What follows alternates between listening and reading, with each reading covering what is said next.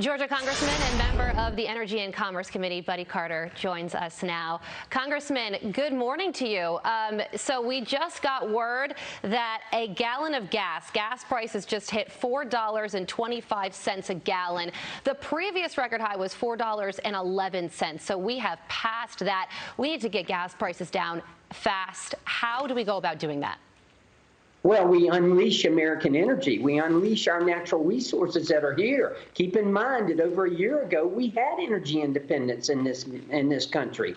And if Ukraine teaches us anything, it teaches us the importance of energy independence to national security. We understand now, and we understood before. Look, I'm old enough to remember the late 70s when we were too dependent on OPEC in the Middle East for our energy needs, and we set out to achieve energy independence, and we actually achieved it. And then this administration took over, the Biden administration, with their war on fossil fuels. And what has resulted? Now we're dependent on other countries for our energy needs, asking them to pump more to help us out. Now we're having to buy oil from dictators in Venezuela and Saudi Arabia and Iran.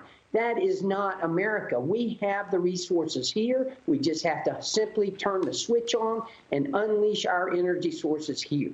Yeah, Congressman, you know, there is a reporting in the Wall Street Journal that the Biden administration tried to set up a phone call with Saudi Arabia and the United Arab Emirates to see if they would increase their oil production. They didn't even take the phone call. So is the Biden administration going to get into a place where he has to pivot and he has to start encouraging drilling here at home?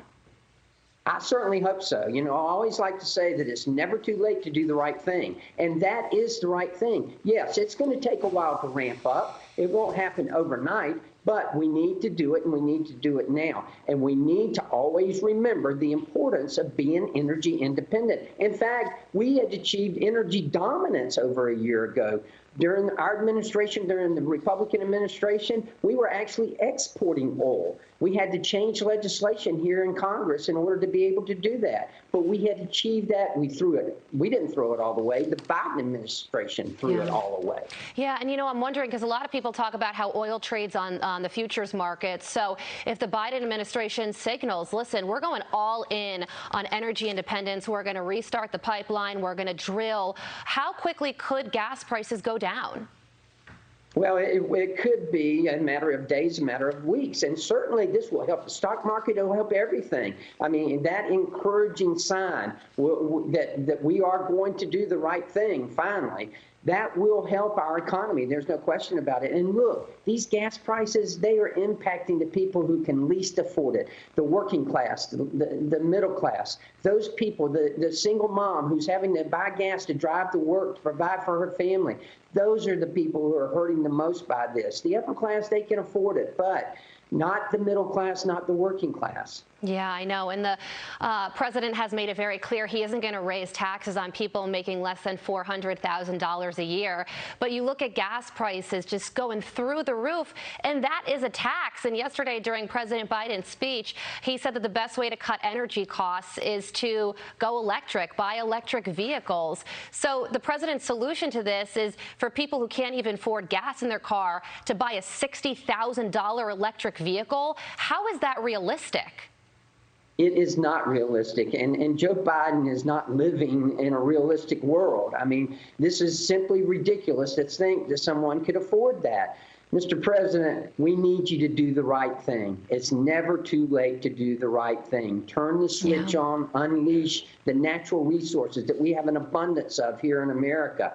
Let's drill here. Yeah, and I know that you have legislation that would restart the Keystone XL pipeline. That would be complicated, though, because the pipeline was run by a Canadian company. So how would you go about doing that? Well, certainly we could pick up where we left off, and yeah, it would be complicated, but at the same time, it can be done, and it has to be done. I'd much rather get oil from our neighbor, from our northern neighbor, our friendly neighbor in Canada, than to buy it from the dictators in Saudi Arabia and Iran in Venezuela. That's not where we should be patronizing those companies in those countries. We should be getting it from Canada. If we had continued with the Keystone XL pipeline, we would have found ourselves in a much different position right now today. Yeah, and you even have Democrats like Ilhan Omar, Bob Menendez saying we don't want to get oil and gas from Venezuela or Saudi Arabia either. So certainly more to come on that front. Also, Congress just reached a deal on the $1.5 trillion government spending package. One of the headlines is that they were able to do that without a fight. The other is that $13.6 billion is going to help Ukraine. Do you support this spending, and how exactly would that Ukrainian aid money be used? Well, as of yesterday morning at our conference meeting, that we understood that, yes, some of it would be used for lethal weapons and to help the Ukrainians. Obviously, it would be used to help those who are fleeing the country, and that's important.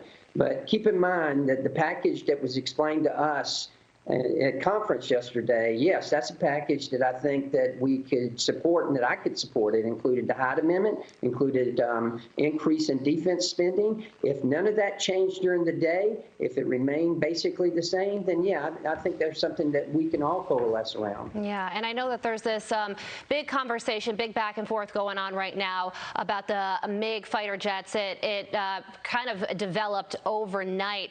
Do you have any thoughts on that? The Biden administration and the Pentagon saying that they don't want those MiG fighter jets to be dropped off at a U.S. air base in Germany to then be sent to Ukraine. But Vladimir Zelensky has made it very clear that he needs those planes desperately and now.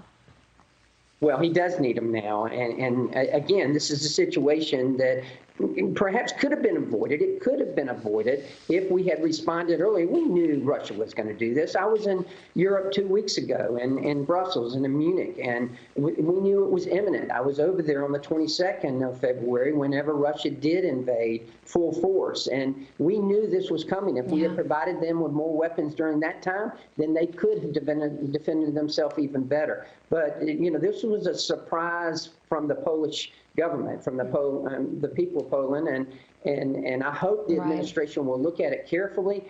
I know that Zelensky does need that. That air power will help them tremendously. Congressman Carter, thank you so much for joining us. Thank you.